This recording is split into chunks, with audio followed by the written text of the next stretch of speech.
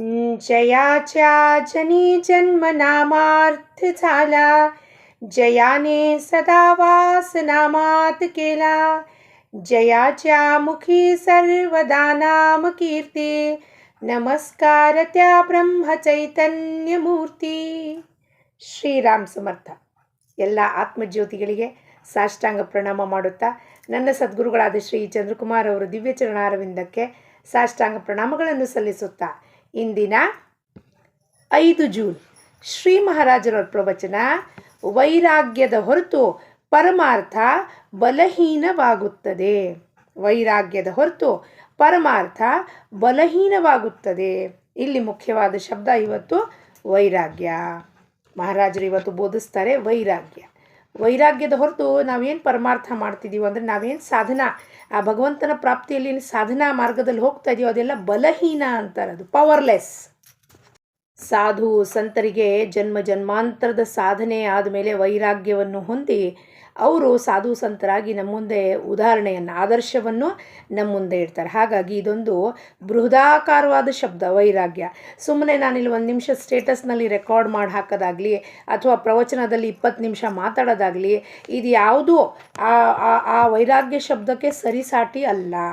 ಹಾಗಾಗಿ ವೈರಾಗ್ಯ ನಿಜವಾಗಿಯೂ ಏನು ನನಗೆ ತಿಳಿದಿಲ್ಲಪ್ಪ ಗುರುನಾಥ, ನಾನು ಅವನನ್ನೇ ಪ್ರಾರ್ಥನೆ ಮಾಡ್ತೀನಿ. ಏನಪ್ಪ ಅಪ್ಪ ಗುರುನಾಥ, ಈ ವೈರಾಗ್ಯ ಅಂದರೆ ಏನು? ನಾನು ನಿನಗೆ ಮೊರೆ ಹೊಕ್ಕಿ ಬಂದಿದ್ದೀನಿ, ನೀನೇ ನನಗೆ ಈ ವೈರಾಗ್ಯ ಶಬ್ದದ ಅರ್ಥವನ್ನು ತಿಳಿಸಿ, ಅದು ನನ್ನ ಜೀವನದಲ್ಲಿ ವೈರಾಗ್ಯ ಹೆಂಗೆ ಉಂಟಾಗತ್ತೆ ಅಥವಾ ಆಗ್ತಾ ಇದೆ ಅನ್ನೋ ತಿಳಿಸಿ ಬೋಧನೆ ಮಾಡಿ ನನಗೆ ನೀನು ಆ ಮಾರ್ಗದಲ್ಲಿ ಮುಂದೆ ಕರ್ಕೊಂಡು ಹೋಗಪ್ಪ ಅಂತ ನಿತ್ಯವಾಗಲೂ ನಾನು ಆ ಗುರುನಾಥನ ಪ್ರಾರ್ಥನೆ ಮಾಡುತ್ತಾ ಇರ್ತೀನಿ.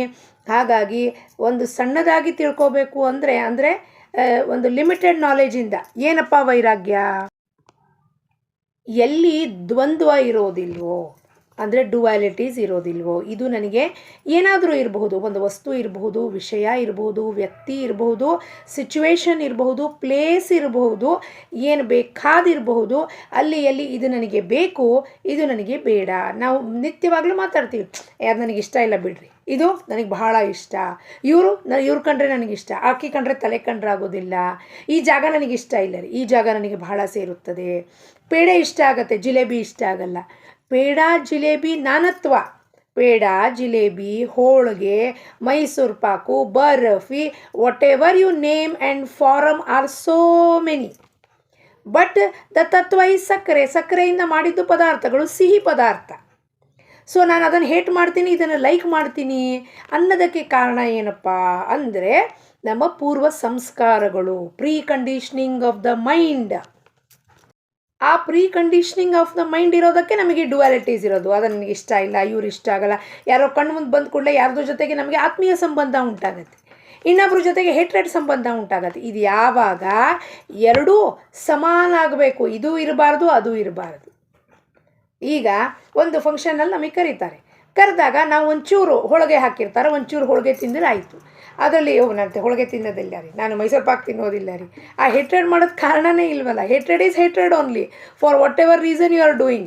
पीपल, प्लेस, व्यक्ति, वस्तु, किसी के ऊपर भी करो, हेट्रेड और द्वेष एक ही है. जब दोनों राग और द्वेष समान स्थिति में होगा तो वैराग्य आएगा, और वैराग्य जब तक नहीं होगा तब तक हम जो साधना करेंगे उसमें पावर नहीं है, वो बलहीन है. आत्मा को शक्ति ही नहीं है साधना करने को. क्यों? हमेशा ये टोक या वो टोक, या नॉर्थ पोल या साउथ पोल में रहता है, सेंटर्ड नहीं है वो. इसके लिए सेंटर्ड होना ज़रूरी है. ಹೇಳ್ತಾರೆ ಶ್ರೀ ಮಹಾರಾಜರು, ಎಲ್ಲರೂ ಸೇರಿ ನೋಡೋಣ, ಆ ವಿಶಾಲ ಬುದ್ಧಿನ ವಿಶಾಲ ಮಾಡ್ಕೊಂಡು ಇದನ್ನು ತಿಳ್ಕೊಳ್ಳೋದು ಒಂದು ಪ್ರಯತ್ನ ಮಾಡೋಣ. ಆ ಪ್ರಯತ್ನ ಮಾಡುವಾಗ ನಾಮದ ಸ್ಮರಣೆ ಹೆಚ್ಚು ಹೆಚ್ಚು ಮಾಡಿದಂಗೂ ಆ ಬುದ್ಧಿನ ವಿಶಾಲ ಮಾಡುವಂಥದ್ದು ಕೃಪೆಧಾರೆ ಪರಮಾತ್ಮನೇ ನಮಗೆ ಧಾರಾಕಾರವಾಗಿ ಸುರಿಸ್ತಾನೆ ಅಂತ ಹೇಳುತ್ತಾ ಏನು ಹೇಳ್ತಾರಪ್ಪ, ಪಕ್ಷಿಗಳ ಮರಿಗಳು ರೆಕ್ಕೆಗಳ ಕೆಳಗೆ ಬೆಳೆಯುತ್ತವೆ, ಅದರಂತೆ ಮನೆಯಲ್ಲಿಯ ಜನರು ನಾವು ಪ್ರೇಮದ ಆಶ್ರಯದಲ್ಲಿ ಇಡಬೇಕು. ನೋಡಿ, ಈ ಒಂದು ಸೆಂಟೆನ್ಸಲ್ಲಿ ಎಷ್ಟು ವ್ಯಾಪಕವಾದ ಮಾತು ಹೇಳ್ತಾರೆ ಮಹಾರಾಜರು ಅಂದರೆ, ಆ ಪಕ್ಷಿಗಳು ತನ್ನ ಮರಿಗಳನ್ನು ತನ್ನ ರೆಕ್ಕೆಯಲ್ಲಿ ಹೀಗೆ ಇಟ್ಕೊಂಡಿರುತ್ತೆ. ಆ ವಾಮ್ತ್, ಆ ಬಿಸಿತನ, ಆ ಪ್ರೇಮ ಏನಿದೆಯೋ ಆ ವಾಮ್ತ್ ರೂಪದಲ್ಲಿ ಕೊಟ್ಟು ಆ ಮಕ್ಕಳನ್ನು ಸಂರಕ್ಷಣೆ ಮಾಡುತ್ತೆ. ಆ ಸಂರಕ್ಷಣೆ ಮಾಡಿ ಅದಕ್ಕೆ ಪೋಷಣೆ ಮಾಡುತ್ತೆ, ಶುಶ್ರೂಷೆ ಮಾಡುತ್ತೆ.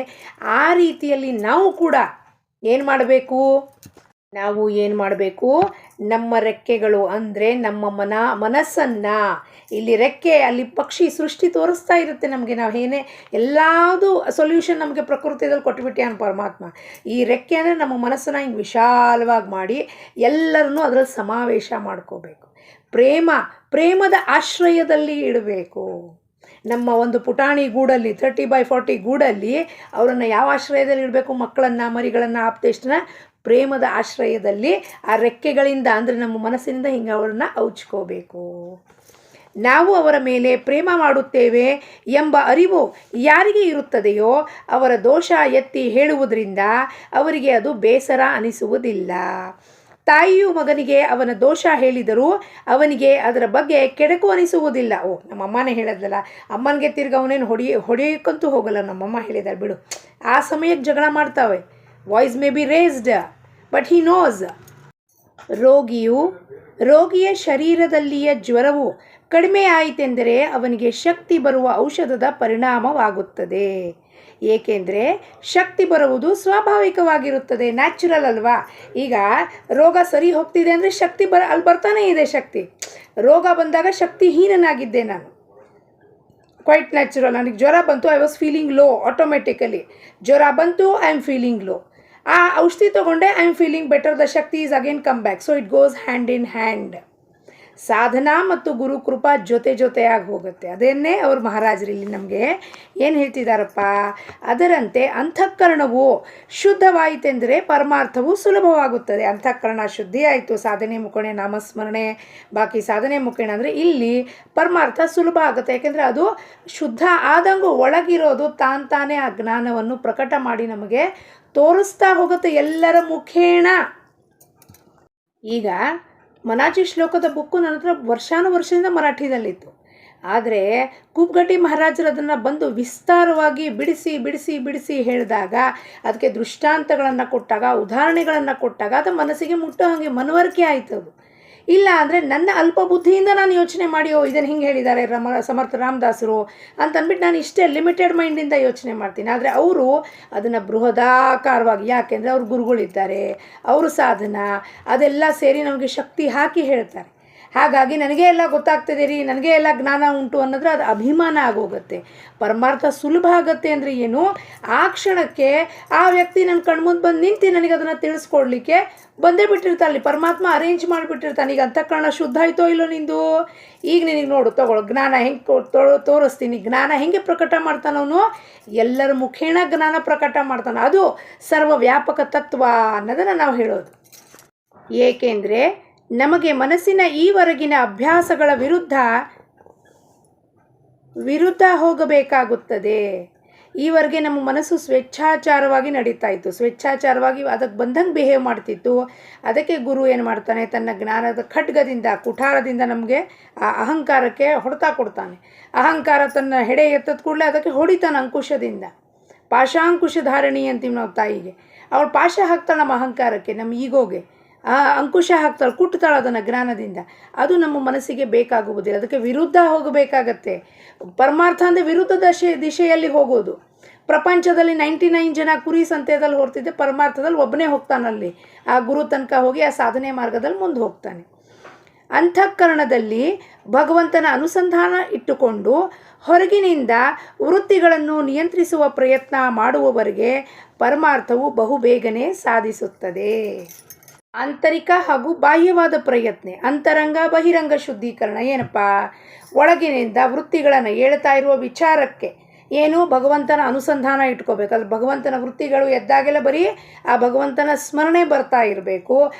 That means you are not allowing your ಇಂದ್ರಿಯಾಸ್ to go out and react to the world. 10 ನಮಸ್ಕಾರ ಹಾಕೋದು, 10 ಇಮೋಜಿ ಹಾಕೋದು. ಸೊ ಪ್ರತಿ ಕ್ಷಣವೂ ನಾವು ಏನು ಅನ್ಕೋತೀವಿ, ನಾವು ರಿಯಾಕ್ಷನ್ ಮಾಡ್ತಿಲ್ಲ ಅಂದರೆ ನಾವೇನು ಅನ್ಕೋತೀವಿ, ನಾನೇನು ರಿಯಾಕ್ಷನ್ ಮಾಡೋದಿಲ್ಲ ಕಣ್ರಿ. ಒಂದು ಮೆಸೇಜ್ ಹಾಕೋದು ಕೂಡಲೇ ಅದಕ್ಕೆ 1000 ಕಾಮೆಂಟ್ ಮಾಡೋದು, 10 ನಮಸ್ಕಾರ ಹಾಕೋದು, 10 ಇಮೋಜಿ ಹಾಕೋದು. ಏನು ಮಾಡ್ತಿದ್ದೀವಿ ನಾವು? ಹೊರಗಡೆ ನಮ್ಮ ಇಂದ್ರಿಯಗಳನ್ನು ಬಿಟ್ಟು ಪ್ರತಿಕ್ರಿಯೆ ಕೊಡ್ತಿದ್ದೀವಲ್ವ, ಅದು ಇಮೋಜಿ ಹಾಕೋದು ಪ್ರತಿಕ್ರಿಯೆನೇ, 10 ನಮಸ್ಕಾರ ಹಾಕೋದು ಪ್ರತಿಕ್ರಿಯೆನೇ. ಎಲ್ಲವೂ ಪ್ರತಿಕ್ರಿಯೆಗೆ ಸೇರುತ್ತದು. ಅಷ್ಟು ಸೂಕ್ಷ್ಮವಾಗಿದೆ ಮಾತಿದು. ಅದಕ್ಕೆ ಮನಸ್ಸಿನ ವಿರುದ್ಧ ಹೆಂಗ್ರಿ ನಮಸ್ಕಾರ ಹಾಕಬಾರ್ದು, ಹೆಂಗ್ರಿ ಇಮೋಜಿ ಹಾಕಬಾರ್ದು, ಅದನ್ನು ಒಳಗೆ ಹೇಳ್ಕೊಂಬರ್ಬೇಕು. ಯಾರು ಗುರುತು ಪರಿಚಯನೇ ಇರೋದಿಲ್ಲ ಅವರಿಗೆಲ್ಲ ನಮಸ್ಕಾರ ಹಾಕ್ತಿದ್ದ ಏನರ್ಥ ಅದಕ್ಕೆ? ಅಂಥವರಿಗೆ ಬಹು ಬೇಗನೆ ಸಾಧಿಸುತ್ತದೆ. ಎಲ್ಲೋಯ್ತು. ಆದ್ದರಿಂದ ಪರಮಾರ್ಥವನ್ನು ಕೇವಲ ನಮ್ಮಿಂದಲೇ ಪ್ರಾರಂಭ ಮಾಡಬೇಕಾಗುತ್ತದೆ. ಮೇ ಏಕ್ ಕದಮ್ ರಖೂಂಗಿ ತೋ 10 ಕದಮ್ ರಖೇಗಾ ಅಂತ ಹೇಳ್ತೀವಲ್ವಾ, ಅದು ನಾನು ಪ್ರಾರಂಭ ಮಾಡಿದ್ರೆ ತಾನೇ ಅವ್ನು 10 ಹೆಜ್ಜೆ ಇಡೋದು. ನಾನು ಪ್ರಾರಂಭನೇ ಮಾಡಲಿಲ್ಲ ಅಂದರೆ ಅವನು ಎಲ್ಲಿಂದ 10 ಹೆಜ್ಜೆ? ಅವನು ಯಾವಾಗಲೂ ನಿಂತೇ ಇರ್ತಾನೆ, 10 ಹೆಜ್ಜೆ ಇಡ್ಲಿಕ್ಕೆ ರೆಡಿ ಇರ್ತಾನೆ ಅವನು. ತುಮ್ ಹಾತ್ ದೇ ದೋ ಮೈ ಪಕಡ್ತಾ ಹೂँ, ತುಮ್ ಹಾತ್ ದೇತೆ ನಹೀ ಹೋ ಮೈ ಕೈಸೆ ಪಕಡೂಂಗಾ. ನಾವು ನಮ್ಮ ಮನಸ್ಸನ್ನು ಭಗವಂತನ ಅನುಸಂಧಾನದಲ್ಲಿ ಅತ್ಯಂತ ಸಾವಧಾನತೆಯಿಂದ ಇಟ್ಟಿರುವಾಗ ಅದರ ಮೇಲೆ ಆಘಾತ ಮಾಡುವುದಕ್ಕಾಗಿ ವಿಷಯಗಳು ಸಿದ್ಧವಾಗಿಯೇ ಇರುತ್ತದೆ. ನಾನು ಕೂತ್ಕೊಂಡು ನನ್ನ ಪಾಡಿಗೆ ನಾನು ಜಪ ಧ್ಯಾನ ಮಾಡ್ತಿದ್ದೀನಿ, ಮೆಡಿಟೇಷನ್ ಮಾಡ್ತಿದ್ದೀನಿ ಅಂದ್ಕೊಂಬೋಣ, ಗ್ರಂಥ ವಾಚನ ಮಾಡ್ತಿದ್ದೀನಿ, ಯಾರೋ ಫೋನ್ ಮಾಡ್ತಾರೆ, ಅರ್ಧ ತಾಸು ನನ್ನ ಜೊತೆ ಮಾತಾಡ್ತಾರೆ. ವಿಷಯಗಳು ಆಗಲೇ they are ready to attack you. ಯಾಕೆ? ನೀ ನಮ್ಮನ್ನು ಬಿಟ್ಟು ಹೋಗ್ತಿದೆಯಲ್ಲ, ನಮ್ಮನ್ನು ಬಿಟ್ಟು ಆ ಕಡೆ ಹೋಗ್ತಿಲ್ಲ ಭಗವಂತನ ಕಡೆಗೆ. ವಿಷಯಗಳು ಅಂದರೆ ಇಂದ್ರಿಯಗಳು. ಆ ಇಂದ್ರಿಯಗಳೇನು ಮಾಡ್ತಾವೆ? ಓಹೋ ಇವನು ಹೊಂಟಾಗಲೇ ಅಲ್ಲಿ ಭಗವಂತನ ಕಡೆ ಹೊಂಟ್ರಂತ ಪೇ ಹಿಡ್ಕೊಳ್ರಿ ಅಂದ್ಬಿಟ್ಟು ಯಾವುದೋ ಒಂದೇನೋ ನಡೀತಾ ಇದೆ ಅಂತೆ, ಯುದ್ಧ ನಡೀತಿದೆ ಅಂತೆ, ಕ್ರಿಕೆಟ್ ನಡೀತಿದೆ ಅಂತೆ, ಅದು ನಡೀತಿದೆ, ಅದ್ರ ಬಗ್ಗೆ ಚರ್ಚೆ ಮಾಡೋಣ, ಅವ್ರನ್ನ ಎಳ್ಕೊಂಬರೋಣ, ಇಲ್ಲಿ ವಾಪಸ್ ಬರ್ರಿ ಪ್ರಪಂಚಕ್ಕೆ ಅಲ್ಲೆಲ್ಲಿ ಹೋಗ್ತಿರು ಪರಮಾರ್ಥದಲ್ಲಿ ಕಣ್ಣು ಮುಚ್ಕೊಂಡು ಕೂತ್ಕೋತಾರಂತೆ, ಇದು ಮಾಡ್ತಾರಂತಂದ್ರೆ ವಿಷಯ ರೆಡಿ ಇರ್ತವೆ. ಮನಸ್ಸು ಸ್ವಲ್ಪ ಆದರೂ ಅದಕ್ಕೆ ಏನಿರಬೇಕು? ಸಾವಧಾನ ಇರಬೇಕು. ಅಂದ್ರೇನು? ನಮ್ಮ ವಿವೇಕ ಸದಾ ಜಾಗೃತವಾಗಿರಬೇಕು. ಇವ್ರು ಬಂದರು ಹಿಡ್ಕೊಳ್ಳಿಕ್ಕೆ ನನ್ನನ್ನು. ಈ ಮಾಯಾ ಅಂದರೆ ಏನು? ಇಂಥ ಮಾತುಗಳಿಂದ ಸಿಕ್ಕಾಕಿಸ್ಬಿಡ್ತಾನೆ ಭಗವಂತ ನಮಗೆ. ಫೋನ್ ಪಕ್ಕದಲ್ಲಿ ಹಿಡ್ಕೊಂಡ ತಕ್ಷಣ ಆಗಲೇ ಜಪ್ಮಾಲೆ ಸೈಡಿಗೆ ಇಟ್ಬಿಟ್ಟು ಶುರು ಆಯಿತು ನಮ್ಮ ಮಾತು. ಅದೇ ಮಾಯಾ. ಸ್ವಲ್ಪ ಆದರೂ ಭಗವಂತನಿಂದ ಬೇರೆ ಆಯಿತೆಂದರೆ ವಿಷಯಗಳು ಅದರ ಮೇಲೆ ತಮ್ಮ ಆಕ್ರಮಣವನ್ನು ಮಾಡಿದೆ ಎಂದು ತಿಳಿಯಬೇಕು. ಸಾಧಕನು ಹಗಲಿರಳು ಕಣ್ಣಿನಲ್ಲಿ ಎಣ್ಣೆ ಹಾಕಿಕೊಂಡು ಎಚ್ಚರವಿರಬೇಕಾಗುತ್ತದೆ. ಆದ್ದರಿಂದ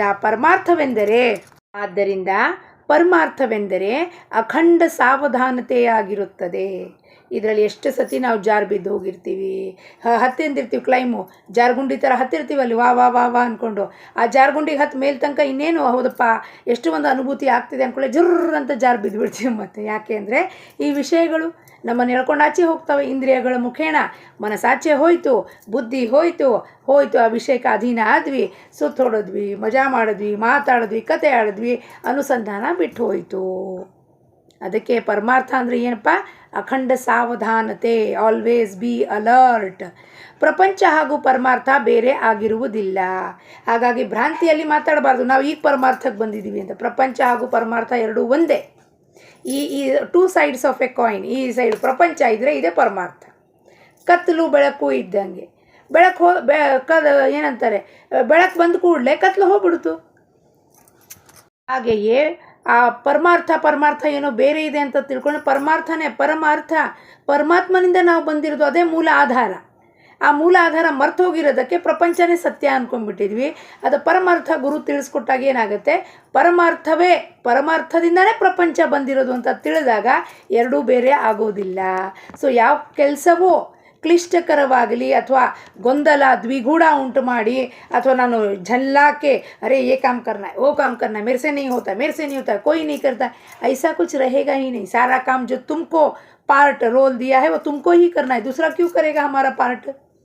बेस्ट एक्टर का अवार्ड मैं किसी को लेकर मेरा एक्टिंग तुम करो और तुम बेस्ट एक्टर का अवार्ड ले लो बोले तो देंगे क्या हम अपना अवार्ड? नहीं, मैंने बहुत अच्छा एक्टिंग किया है. परमात्मा बोलता है तुम्हारा एक्टिंग तुम ही करो, दूसरों को मत दे दो, दूसरों को बोलो मत मैं अकेली करती हूँ, कोई मेरा साथ नहीं देता है. नहीं, तुम्हारा एक्टिंग तुमको ही करना है. ಪ್ರಪಂಚವನ್ನು ಅನಾಸಕ್ತಿಯಿಂದ ಹಾಗೂ ಆನಂದದಿಂದ ಮಾಡುವುದೇ ಪರಮಾರ್ಥವಾಗಿರುತ್ತದೆ. 30 ದಿವಸಗಳ ಕಾಲ ಪರಮಾರ್ಥದ ಬಗ್ಗೆ ಹೇಳ್ತಿದ್ದಾರೆ ಅಂದರೆ ಒಂದೊಂದು ದಿವಸ ಒಂದೊಂದು ಡೆಫಿನೇಷನ್ ಕೊಡ್ತಾ ಹೋಗ್ತಾರೆ. ನೋಡಿ, ಇವತ್ತಿನ ದಿವಸದಲ್ಲಿ 2 ಡೆಫಿನೇಷನ್ ಕೊಟ್ಟಿದ್ದಾರೆ. ಒಂದು ಪರಮಾರ್ಥ ಅಂದರೆ ಅಖಂಡ ಸಾವಧಾನತೆ, ಎರಡನೇದು ಪರಮಾರ್ಥ ಅಂದರೆ ಏನು? ಅನಾಸಕ್ತಿಯಿಂದ ಹಾಗೂ ಆನಂದದಿಂದ ಮಾಡುವುದೇ ಪರಮಾರ್ಥವಾಗಿರುತ್ತದೆ. ಪರಮಾರ್ಥಕ್ಕೆ ಏನು ಅಡ್ಡ ಬರುತ್ತದೆ? ಧನ, ಪುತ್ರ, ಪತ್ನಿ ಮುಂತಾದವರು ಅಡ್ಡ ಬರುವುದಿಲ್ಲ. ಅವುಗಳ ಮೇಲಿನ ಮಮತ್ವ ಅಂದರೆ ಮೋಹ ಅಡ್ಡ ಬರುತ್ತದೆ. ವಸ್ತುಗಳ ವಿಷಯದಲ್ಲಿ ಆಸಕ್ತಿ ಇಲ್ಲದಿರುವುದೇ ವೈರಾಗ್ಯವಾಗಿರುತ್ತದೆ. ವಸ್ತುವಿನ ಅಭಾವವೂ ವೈರಾಗ್ಯವಲ್ಲ, ಕ್ಷಣಿಕ ವೈರಾಗ್ಯ ಅಲ್ಲ. ನನ್ನ ಹತ್ರ ದುಡ್ಡಿಲ್ಲ, ಕಾರ್ ತೊಗೊಳ್ಳಿಕ್ಕೆ ಅಂದ್ಬಿಟ್ಟೆ ಬಿಡ್ರಿ ನಮಗೇನು ಕಾರ್ ಬಗ್ಗೆ ಇಂಟ್ರೆಸ್ಟೇ ಇಲ್ಲ. ದುಡ್ಡಿಲ್ಲ, ಅದು ಅಭಾವ ಇದೆ ಅಲ್ಲಿ. ನಮ್ಮ ಹತ್ರ ಇಲ್ಲ ಬಿಡ್ರಿ ಅಂತ ಮನಸಾರೆ ಬರಬೇಕಾ ಮಾತು, ಇಲ್ಲದೆ ಅಂದರೂ ನಡೀತದೆ. 3 ಥರದ ವೈರಾಗ್ಯ ಇರುತ್ತೆ. ಕ್ಷಣಿಕ ವೈರಾಗ್ಯ ಯಾವುದಪ್ಪ? ಪ್ರಸವ ವೈರಾಗ್ಯ, ಪುರಾಣ ವೈರಾಗ್ಯ, ಸ್ಮಶಾನ ವೈರಾಗ್ಯ. ಸ್ಮಶಾನಕ್ಕೆ ಹೋದಾಗ ಯಾರೋ ಆಪ್ತಷ್ಟು ಯಾರೋ ಹೋದಾಗ ನೋಡ್ತೀವಿ, ಅಯ್ಯೋ ನೋಡ್ರಿ ಎಷ್ಟು ಜೀವನ ಹೆಂಗಿದೆಯಪ್ಪ, ಇದೇನು ಎಲ್ಲ ಅಸತ್ಯ ಇದೆ ರೀ, ಅಶಾಶ್ವತ ಇದೆ, ಅಲ್ಲೆಲ್ಲ ಬರೀ ಬೋಧನೆ ಮಾಡೋಕ್ಕೆ ಹೇಳಿ ಬಂದಿರ್ತೀವಿ. ಅಲ್ಲಿಂದ ವಾಪಸ್ ನಮ್ಮ ಮನೆಗೆ ಬಂದ ಕೂಡಲೇ ವಾಪಸ್ ನಮ್ಮ ಪ್ಲೇಟ್ ಚೇಂಜ್ ಆಗೋಗುತ್ತೆ. ಪ್ರಸವ ವೈರಾಗ್ಯ, 9 ತಿಂಗಳು ಮಗುನ ಇಟ್ಕೊಂಡ್ಮೇಲೆ ಭಾಳ ಕಷ್ಟ, ಇದು ಬೇಡಪ್ಪ ಸಾಕು, ನನಗೆ ಇದು ಒಂದೇ ಮಗು ಸಾಕು ಅಂತ. ತಿರ್ಗಾ ಇನ್ನೊಂದು 2 ವರ್ಷ 4 ವರ್ಷ 5 ವರ್ಷ ಬಿಟ್ಟು ಕೂಡಲೇ ನಡೀತದೆ, ಇಲ್ಲ ಪಾಪ ಅದಕ್ಕೆ ಯಾರು ಆಟ ಆಡೋಕ್ಕೆ ಬೇಕು. ಪ್ರಸವ ವೈರಾಗ್ಯ. ಪುರಾಣ ವೈರಾಗ್ಯ, ಸತ್ಸಂಗದಲ್ಲಿ ಕೂತಾಗ ಎಲ್ಲ ಚಂದ ಅನ್ಸತ್ತೆ ನಮಗೆ. ಹೌದು, ನಾನು ವೈರಾಗ್ಯ ಮಾಡಬೇಕು, ನಾನು ಎಲ್ಲ ಬಿಟ್ಟು ಬಿಡಬೇಕು, ಅದು ಇದು. ಸತ್ಸಂಗದಿಂದ ಕಾಲ ಆಚೆ ರೂಮಲ್ಲಿ ಇಟ್ಟು ಕೂಡಲೇ ಮನೆಗೆ ಹೋದ ಕೂಡಲೇ ಎಲ್ಲ ವೈರಾಗ್ಯ ಎಲ್ಲ ಆಚೆ ಹೋಗ್ಬಿಡ್ತಾವೆ. ಅಂದರೆ ಈ ಕ್ಷಣಿಕ ವೈರಾಗ್ಯ ಆಗಬಾರದು. ನಿಜವಾಗಿಯೂ ನಮಗೆ ಯಾವ ಥರವಾದ ಆಸಕ್ತಿ ಬೇಡಿಕೆ ಇರಬಾರ್ದು. ಪರಮಾತ್ಮ ಯಾವ ಪರಿಸ್ಥಿತಿಯಲ್ಲಿ ಯಾವ ಸ್ಥಿತಿಯಲ್ಲಿ ಸಿಚುವೇಶನ್ ನಮ್ಮ ಹಾಕ್ತಾನೋ ಅದನ್ನು ಒಪ್ಪಿಕೊಂಡು ಆನಂದದಲ್ಲಿ ಇರುವುದು ವೈರಾಗ್ಯ. ಇದೆಲ್ಲ ಸದ್ಗುರುನಾಥ ಬಂದು ತಿಳಿಸ್ಕೊಟ್ಟಿರೋದು. ಅದಕ್ಕೆ ಏನು ಹೇಳಿದ್ರು ಸಾನು ಸದ್ಗುರುನಾಥನೇ ಹೇಳ್ಕೊಟ್ಟಿರೋದು ಅಂದಮೇಲೆ ಅವನ ಸಲುವಾಗಿ ಒಂದು ಸಾಲು ಹೇಳಬೇಕೇ ಅಲ್ವಾ? ಸ್ವಾನಂದ ಸಾಗರ ಶಾಂತಿ ಸುಧಾಕರ कारुण्य जलधर गुरुदेव माझा ज्ञानाचे भांडार ध्यानाचे मंदिर चैतन्य दिनकर गुरुदेव माझा स्वानंद सागर शांती सुधाकर ಕಾರುಣ್ಯ ಜಲಧರ ಗುರುದೇವ ಮಾಝ ಅಂತ ಗುರುದೇವ್ ಇದ್ದಾನ್ರಿ ನನ್ನವ.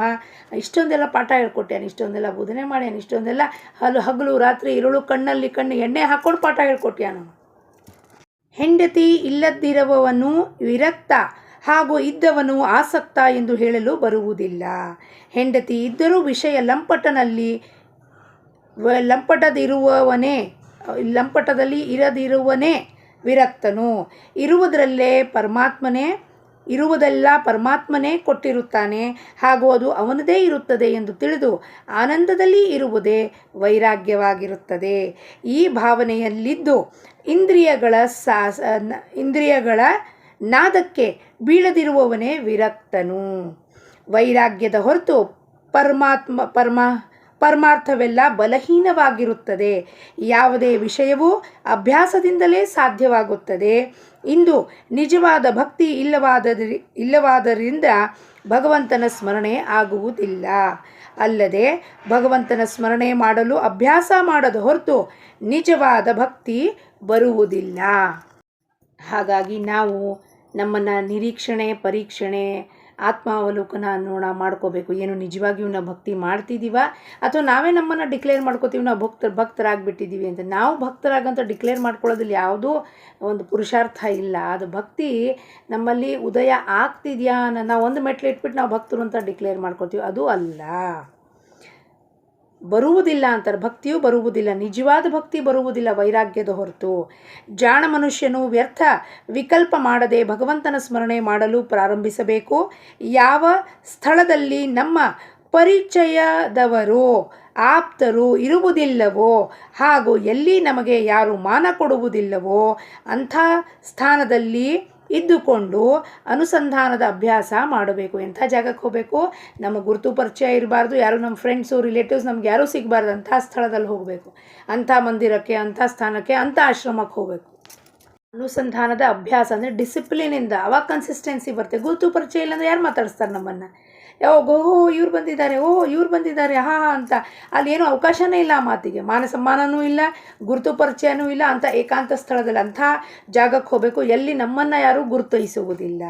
ಎಲ್ಲ ಗುರುತಿಸೋದ್ರಲ್ಲಿ ಜನರ ಮಧ್ಯದಲ್ಲಿ ಮಾತಾಡಿಕೊಂಡು ಕತೆ ಆಡಿಕೊಂಡು ಉಂಡು ತಿಂದು ಎಲ್ಲ ಮಾಡಿದಾಗ ಅನುಸಂಧಾನ ಎಲ್ಲಿ ಮಾಡಲಿಕ್ಕೆ ಟೈಮ್ ಇರುತ್ತೆ ನಮಗೆ ಯಾರೂ ಪರಿಚಯದವರು ಇಲ್ಲದಿರುವ ಸ್ಥಾನವು ಅಭ್ಯಾಸಕ್ಕೆ ಉತ್ತಮವಾಗಿರುತ್ತದೆ. The best place where people don't know who are you. That is the best place for the meditation, ಧ್ಯಾನ, ಜಪ, ಅನುಷ್ಠಾನ, ವಾಟ್ ಎವರ್ ಇಟ್ ಈಸ್. ಇಂದಿನ ಬೋಧವಚನ: ಹೊರಗಿನಿಂದ ಪ್ರಪಂಚದ ಸಂಗತಿ ಮಾಡಬೇಕು ಹಾಗೂ ಚಿತ್ತದಲ್ಲಿ ರಘುಪತಿಯ ಚಿಂತನೆ ಇರಬೇಕು. ಹೊರಗಡೆಯಿಂದ ಸಂಗತಿ ಮಾಡಲೇಬೇಕು, ಅವ್ರ ಜೊತೆ ಇರಲೇಬೇಕಲ್ವ, ಒಳಗೆ ಯಾವಾಗಲೂ ಅವನನ್ನು ಭಜಿಸ್ತಾ ಇರಬೇಕು ಅಂತ ಹೇಳುತ್ತಾ, ಜಾನಕಿ ಜೀವನ ಸ್ಮರಣೆ. ಜೈ ಜೈ ರಾಮ್. ಲೋಕಾಹ ಸಮಸ್ತಾಹ ಸುಖಿನೋ ಭವಂತು.